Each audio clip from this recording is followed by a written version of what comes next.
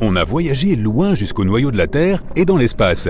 Mais si l'on pouvait combiner ces aventures et découvrir ce qui se cache dans les entrailles des autres planètes et lunes du système solaire. Avec l'aide de cette hyperforeuse interstellaire, nous pouvons y parvenir, du moins en partie. Les coordonnées sont entrées, tous les systèmes sont prêts, et notre première destination est... la Lune. Notre Lune en fait. Nous atterrissons sur sa surface grise et désolée, sous un ciel noir. Pas de bleu ici car il y a très peu d'atmosphère pour disperser la lumière. La foreuse se met en marche et nous traversons d'abord la couche externe de la Lune, la croûte, comme sur Terre.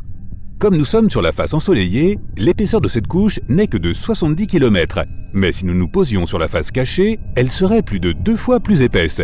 La Lune est un corps rocheux, sa croûte est donc en grande partie constituée de silicium, de fer, d'aluminium, de calcium, d'oxygène et de magnésium, avec des quantités beaucoup plus faibles d'autres éléments.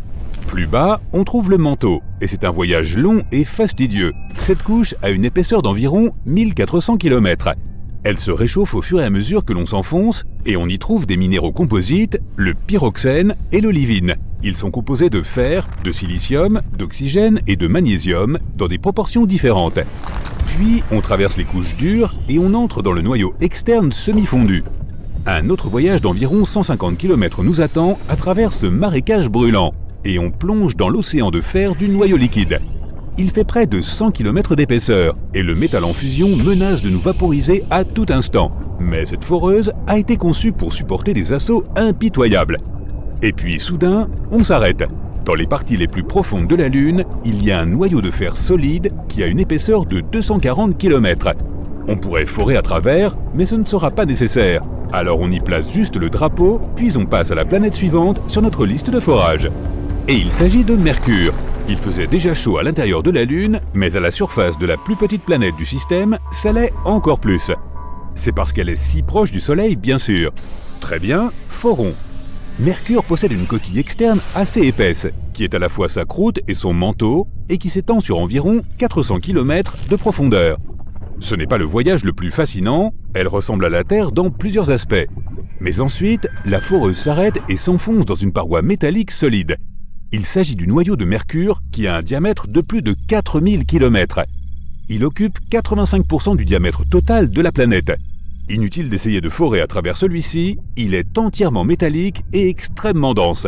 Passons à la planète suivante, et nous voici sur Mars à présent. Oh regarde, c'est le coucher du soleil ici, et le soleil rend le ciel d'un bleu brumeux. Mais tu connais la procédure. Je veux dire, on est ici pour forer, et c'est ce qu'on va faire. La croûte de Mars est assez fine comparée à celle de la Terre, seulement 10 à 50 km de profondeur. Mais sa composition est sensiblement la même. Fer, aluminium, calcium, potassium et magnésium. C'est l'une des raisons pour lesquelles les humains cherchent à coloniser un jour la planète rouge. Elle est très semblable à la nôtre. Nous avons très vite percé la première couche, et la seconde, le manteau, se trouve maintenant devant nous. C'est une couche dure et rocheuse d'une épaisseur d'environ 3000 km. En raison de sa taille, Mars n'est plus actif sismiquement. Il n'y a tout simplement pas de magma en ébullition sous la surface de la planète, ce qui la rend silencieuse et paisible. C'est un long travail de forage, mais nous nous arrêtons finalement de manière brutale en nous heurtant au noyau, une boule de fer, de nickel et de soufre d'un diamètre de 3200 à 4200 km. Ce noyau est plus gros que celui de Mercure, mais la planète elle-même est plus grosse aussi, donc ça se comprend. Ok, notre prochain arrêt est encore plus intéressant car il s'agit de Jupiter. Cette géante gazeuse a une masse 2 fois supérieure à celle de toutes les autres planètes du système solaire réunies. Et nous avons atterri en plein milieu d'un océan. L'océan, si j'ose dire, est le plus grand de tout le système, et il est fait d'hydrogène liquide. La foreuse passe sans problème à travers la surface de la planète, puisqu'il n'y a pas de roche ou de métal dur ici, seulement du gaz et du liquide. Mais les secousses, aïe aïe aïe, la pression sur cette planète est plus qu'énorme, elle est inimaginable. La foreuse est à peine capable de la supporter, et plus elle s'enfonce, plus la pression augmente aussi. Nous avons atteint le noyau de Jupiter, et ces conditions sont presque insoutenables. La température ici est d'environ 50 000 degrés Celsius. Et le noyau lui-même n'est pas solide mais liquide, maintenu par l'immense pression de tous les côtés. La foreuse commence à vibrer de façon inquiétante. Mauvais signe. Vite, on sort d'ici avant qu'elle ne se brise. Ouf, pas de vent, pas de pression, pas de chaleur. Tout autour de nous n'est qu'un vaste désert glacé, sillonné de crêtes et de bandes rougeâtres. C'est Europe, une des lunes les plus prometteuses de Jupiter. Pendant que nous forons à travers la glace, laisse-moi t'expliquer. Europe est l'une des candidates les plus probables pour abriter une vie extraterrestre dans le système solaire. Et elle peut être trouvée juste en dessous de la coquille de glace à travers laquelle nous sommes en train de creuser. Elle n'a qu'une épaisseur de 15 à 25 km, alors qu'en dessous se trouve un énorme océan d'eau salée, 2 fois plus grand que tous les océans de la Terre réunis. Le point le plus profond de la Terre est le Challenger Deep, et il se trouve à un peu plus de 10 km de profondeur. L'océan d'Europe, quant à lui, peut atteindre jusqu'à 160 km de profondeur. Qui sait ce qui peut se cacher dans cette mer si sombre et si profonde ? Quoi qu'il en soit, on traverse rapidement cette eau et on atteint finalement le fond de l'océan. Le manteau commence ici et il est fait de roches, tout comme sur Terre. Et à peine plus profond, on trouve le noyau métallique de ce satellite. Europe est un peu plus petite que la Lune de la Terre. Il n'est donc pas très surprenant d'atteindre son centre assez rapidement. Ok, on continue et on va plus loin. Oh, je préfère qu'on fore aussi vite que possible. Regarde autour de toi, ça brûle ici. Nous sommes bien sur Io, une autre lune de Jupiter, et le monde le plus volcaniquement actif du système solaire. Regarde, ce volcan fait 2 fois la taille du mont Everest, et il est en train d'entrer en éruption. Heureusement, nous sommes déjà sous la surface d'Io, mais ça ne veut pas dire que nous sommes en sécurité pour autant. Tout est en fusion ici aussi, et principalement de couleur jaune et brunâtre à cause des énormes quantités de soufre. La puanteur doit être horrible. Bref, la caractéristique la plus particulière est que tout est toujours en mouvement sur Io, tant à l'intérieur qu'à l'extérieur. Jupiter et ses autres lunes génèrent d'énormes forces de marée, faisant gonfler la surface d'Io de plus de 100 mètres de haut en bas, comme les plus grands tsunamis sur Terre. Sauf qu'ici, ce n'est pas de l'eau mais de la roche. Plus on s'enfonce, plus ça se calme, jusqu'à ce que l'on arrive au noyau de fer. C'est toujours chaud ici, mais au moins il n'y a pas de tremblement et de gonflement comme au-dessus. Mettons un autre drapeau et allons au prochain point. Et ce serait bien Saturne, la 2e plus grande planète du système solaire et la plus connue pour ses anneaux spectaculaires. Pas la seule à en avoir d'ailleurs, mais nous y reviendrons. Maintenant, comme tu l'as sûrement remarqué, notre foreuse tombe simplement à travers l'hydrogène et l'hélium gazeux qui constituent la majeure partie de la surface et de l'atmosphère de la planète. Pas besoin de travailler ici, il suffit d'attendre et d'espérer que l'immense pression ne réduira pas notre foreuse en un tas de ferraille. Enfin, la pression est devenue si énorme qu'on se retrouve dans l'hydrogène liquide. Et là, on commence à plonger.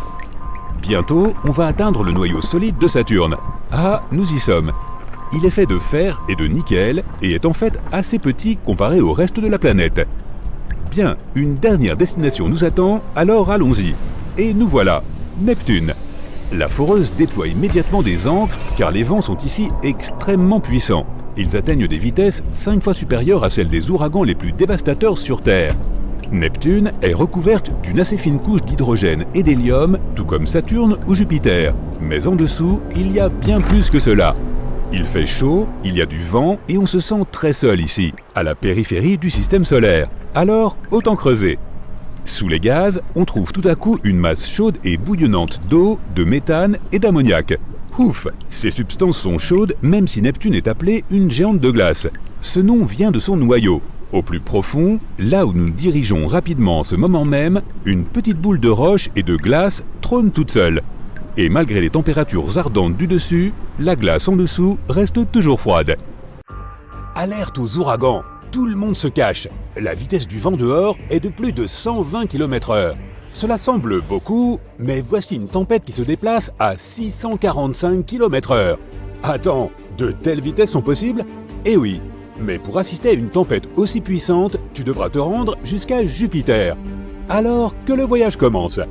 La planète est énorme. Près de 1300 terres pourraient tenir à l'intérieur de cette géante. Elle est aussi incroyablement chaude, les températures atteignant environ 23 800 degrés Celsius au cœur de la planète. Malheureusement, tu ne peux pas atterrir à la surface de Jupiter, car étant une géante gazeuse, elle n'a pas de surface solide. Mais tu peux aller plus loin dans l'atmosphère de Jupiter. Regarde ces épais nuages bruns, jaunes, rouges et blancs qui glissent tout autour. Ce sont eux qui donnent à la planète son aspect coloré et un peu strié. Si tu continues à descendre vers le centre de la planète, tu verras son atmosphère, principalement composée d'hydrogène et d'hélium gazeux, se liquéfier. Cela se produit en raison de l'immense pression atmosphérique. Le noyau de la planète lui-même est un objet mystérieux. Les scientifiques n'ont toujours pas compris s'il s'agit d'une boule d'un épais liquide en fusion ou d'une roche solide dont la masse serait 14 à 18 fois supérieure à celle de la Terre. De toute façon, l'exploration de Jupiter n'est pas le but principal de ton voyage. Et non, tu t'es rendu ici pour voir la grande tache rouge. C'est une énorme tempête qui fait rage dans l'hémisphère sud de la géante gazeuse. Ses plus hautes strates s'élèvent à plus de 8 km au-dessus du sommet des nuages environnants. La tempête elle-même est 1,3 fois plus grande que notre planète. En 2017, la sonde spatiale Juno de la NASA a réussi à collecter de nombreuses données sur la tache rouge. Et il s'est avéré que cette tempête monstrueuse descendait à plus de 320 km dans l'atmosphère de la planète. C'est 30 à 100 fois plus profond que n'importe quel océan sur Terre. Mais ces mesures sont probablement imprécises, et les véritables racines de la tempête pourraient être encore plus étendues. La grande tache rouge est plus froide que le reste de l'atmosphère. Et n'oublie pas que les températures de Jupiter sont de moins 148 degrés Celsius au sommet des nuages. En revanche, plus on se rapproche du noyau, plus il fait chaud. Mystérieusement, les températures les plus élevées jamais enregistrées sur la géante gazeuse se sont produites dans l'atmosphère juste au-dessus de la grande tache rouge. Là, la chaleur a atteint 1300 degrés Celsius. Cette température est plus élevée que celle de la lave sur notre planète. Les astronomes pensent que les turbulences causées par la tempête seraient capables de produire des ondes gravitationnelles et sonores qui pourraient être responsables de cette surchauffe. Mais la tempête elle-même est plus chaude en bas qu'en haut. Cela fait plus de 150 ans que les gens observent le vortex en mouvement sur Jupiter. Il y a quelque temps, les astronomes ont prédit qu'il allait progressivement ralentir et devenir plus petit, voire disparaître complètement. Mais cela ne s'est pas avéré être le cas. Après avoir analysé toutes les données recueillies à l'aide du télescope spatial Hubble, les chercheurs ont été déconcertés de découvrir que les vents, aux confins extérieurs de la tempête, avaient en fait pris de la vitesse. La variation de la vitesse du vent n'est pas supérieure à 2,5 km/h au cours d'une année terrestre. C'est un changement infime, mais aussi petite que soit cette différence, elle est tout de même significative. La vitesse du vent au bord de la tempête peut atteindre une vitesse ahurissante de 650 km/h. C'est plus rapide que les tornades de la Terre. En même temps, si tu te trouvais au centre de la grande tache rouge, tu ne serais pas si impressionné. Les vents s'y déplacent beaucoup plus lentement. Les scientifiques ont dû relever de nombreux défis lorsqu'ils ont essayé de résoudre le mystère qu'est la grande tache rouge. On ne sait pas très bien ce qui alimente la tempête. Cela peut-il être dû à la nature de sa planète d'origine ? Comme il s'agit d'une géante gazeuse, Jupiter n'a pas de sol solide, il n'y a donc pas de friction, ce qui pourrait être la seule chose capable d'atténuer la tempête. Les gaz chauds de l'atmosphère de la planète sont toujours en mouvement. Ils montent, descendent, tourbillonnent, tout comme sur notre planète où l'air plus frais et plus chaud se mélangent et se fondent l'un dans l'autre, formant des tempêtes gigantesques qui tournent sur elles-mêmes. Les astronomes pensent qu'autrefois, plusieurs immenses tempêtes ont pu se réunir et créer la grande tache rouge. Et maintenant, elles continuent de tourner en attirant constamment des gaz froids des profondeurs et des gaz chauds en altitude. De plus, la tempête pourrait absorber d'autres cyclones plus petits. Cela rend la grande tache rouge encore plus puissante. Malheureusement, les épais nuages sur Jupiter ne permettent pas aux astronomes de voir ce qui se passe dans la basse atmosphère de la planète. Les scientifiques spéculent depuis des décennies sur ce qui pourrait se cacher sous la grande tache rouge. S'agit-il d'un volcan massif ? Peu probable. Jupiter est principalement composé de gaz, et elle n'a pas de croûte qui pourrait se fissurer, laissant la lave s'échapper de l'intérieur de la planète. Il existe également quelques théories expliquant pourquoi la tempête possède cette couleur caractéristique. Elle varie du blanc et du rose pâle à l'orange vif, en passant par un rouge brique. Certains scientifiques pensent que la réponse se trouve profondément sous la grande tache rouge, plus près de la surface de la planète. Une couche de gaz incolore pourrait réagir au rayonnement UV provenant du Soleil. C'est probablement ce qui donne à la tempête sa couleur rouge. Mais pour l'instant, ce n'est encore qu'une théorie. Et maintenant, tu en sais à peu près autant que nous. Jupiter n'est pas la seule planète qui peut se targuer de sa tempête géante. Une autre, aussi vaste que notre planète natale, fait rage sur Saturne. On l'appelle la grande tache blanche. C'est pratique pour les différencier. La tempête a une traîne de nuages blancs qui encercle toute la planète et elle se produit tous les 30 ans environ. Cette tempête démarre effectivement comme une tache, mais ensuite elle commence à s'étirer et à s'étendre. Les astronomes ont découvert que la grande tache blanche était en fait un énorme système d'orage. Et au sommet de la tempête, les éclairs peuvent jaillir plus de 10 fois par seconde. Mais le principal mystère concernant la grande tache blanche est de savoir d'où elle tire son énergie. Certains scientifiques pensent qu'elle pourrait être alimentée par le Soleil, d'autres affirment que la configuration des nuages de la tempête n'a de sens que s'il existe une source interne de chaleur qui puisse alimenter les vents. Quoi qu'il en soit, les violentes tempêtes sur différentes planètes du système solaire ne sont pas le seul mystère spatial qui rende les astronomes perplexes. Passons à Pluton, la plus grande planète naine connue du système solaire, et explorons son atmosphère. Elle s'élève très haut au-dessus de la surface de la planète et comporte plus de 20 couches, toutes glaciales et extrêmement condensées. Par ailleurs, notre Lune a aussi une sorte d'atmosphère. Appelée exosphère, elle est composée d'hélium, de néon et d'argon. Elle est 10 000 milliards de fois moins dense que l'atmosphère de la Terre. En voyageant dans l'espace, fais attention aux trous noirs. Un trou noir est un endroit où la gravité est si forte que même la lumière ne peut pas en sortir. Mais les trous noirs peuvent parfois se comporter comme des volcans galactiques supermassifs. De temps en temps, ils s'enflamment, mais au lieu de cracher de la lave, ils produisent d'énormes quantités d'énergie.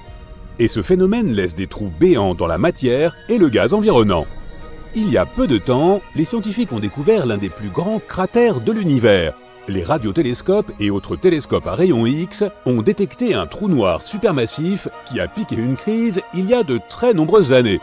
Cela s'est produit dans un amas de galaxies situé à environ 390 millions d'années-lumière de la Terre.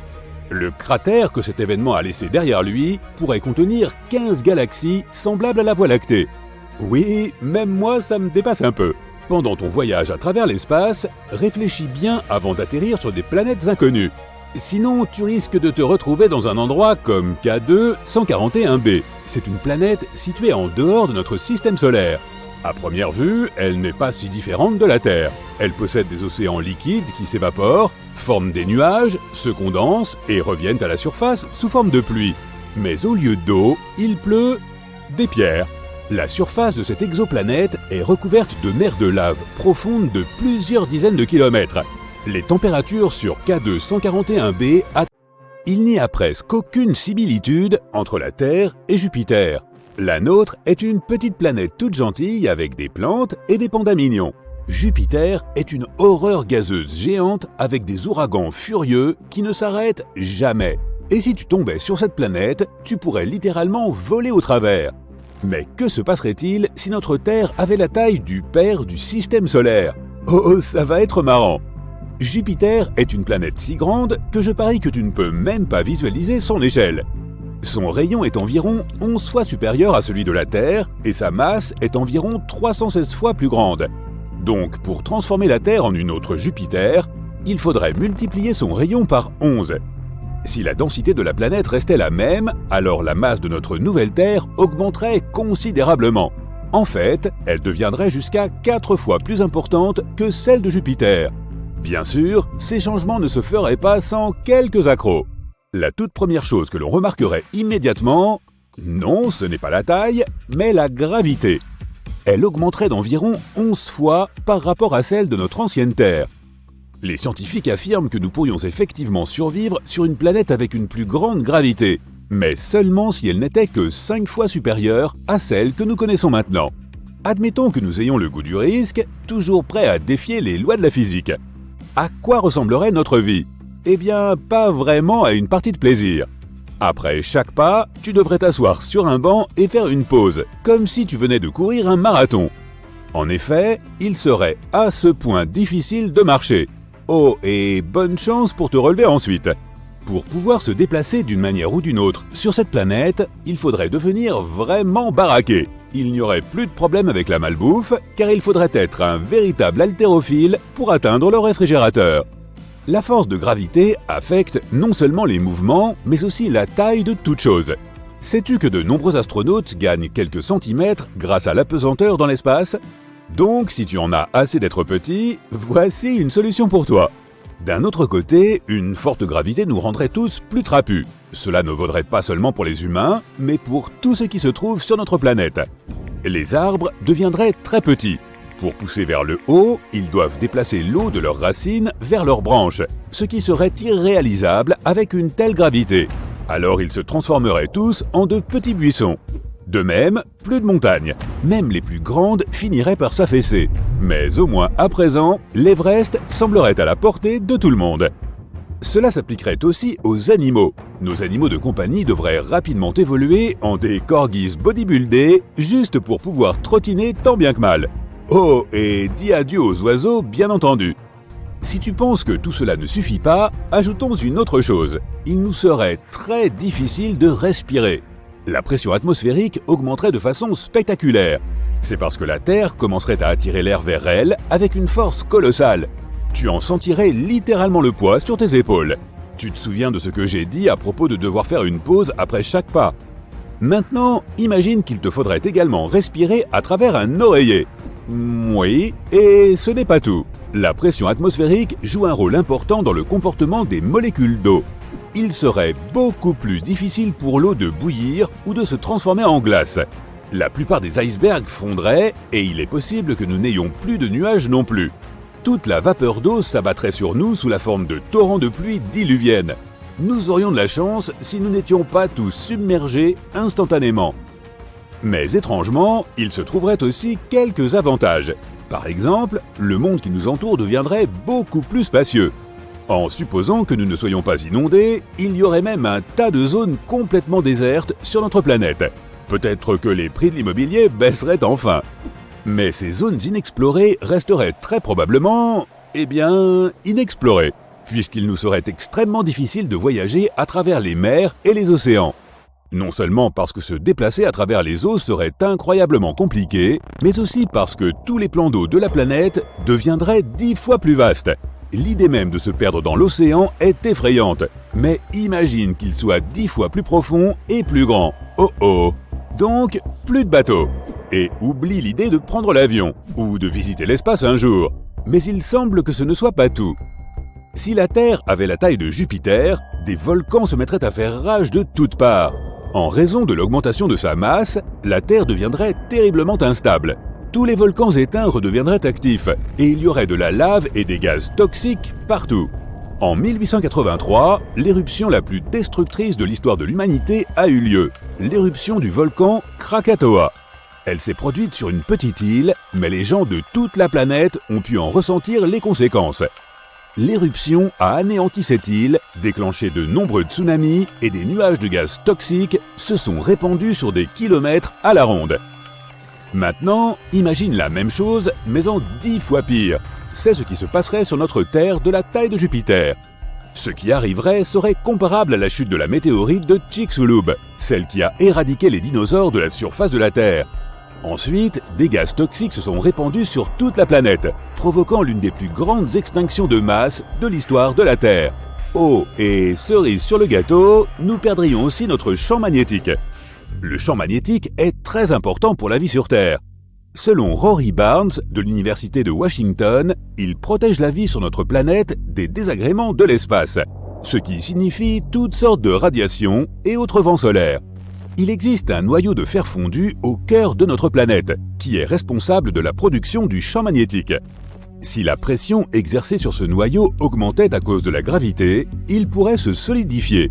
Et à cause de cela, le champ magnétique de la Terre disparaîtrait. Nous serions alors exposés aux effets des radiations cosmiques. C'est trop effrayant pour y penser. Très bien, maintenant nous savons que vivre sur cette nouvelle Terre serait un véritable cauchemar. Mais qu'en est-il de l'espace extra-atmosphérique ? Tu as probablement entendu dire que Jupiter, grâce à sa forte gravité, nous protégeait des astéroïdes. Eh bien, c'est nous qui hériterions de ce sale boulot. Jupiter rencontre environ 24 000 impacts par an, et ce serait désormais notre destin. Tu te souviens que j'ai parlé de la météorite de Chicxulub ? Des tragédies similaires arrivent à notre planète une fois tous les 100 millions d'années environ.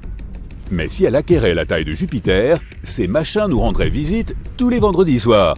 De plus, nous devrions dire bye-bye à notre Lune. Notre satellite naturel est trop proche de nous. Donc, si la Terre grandissait, ce serait une véritable catastrophe. Nous regarderions littéralement la Lune se déchirer dans le ciel. Bien sûr, après cela, tous ces fragments s'écraseraient sur nous. Une théorie affirme qu'il y a des milliards d'années, la Lune s'est pour ainsi dire séparée de la Terre et que ces morceaux se sont rassemblés en une boule. En l'occurrence, ce serait comme regarder sa formation se rembobiner. Et même si la Lune survivait à cela, en restant en quelque sorte dans l'orbite de la Terre, les changements dans nos marées seraient tout de même spectaculaires. Les conséquences de ces altérations seraient absolument imprévisibles, mais il est plus que probable qu'une série de tsunamis en fasse partie. D'un autre côté, nous gagnerions probablement quelques nouvelles lunes. Jupiter en compte jusqu'à 79. Ce serait probablement un spectacle à couper le souffle. Si seulement les nuages de gaz de toutes ces éruptions volcaniques ne bloquaient pas la vue. De plus, l'apparition d'une deuxième planète géante aurait des conséquences importantes pour tout le système solaire. Ne t'inquiète pas, les autres planètes ne s'écraseraient pas directement sur nous. Beaucoup de gens sous-estiment à quel point les planètes sont éloignées les unes des autres.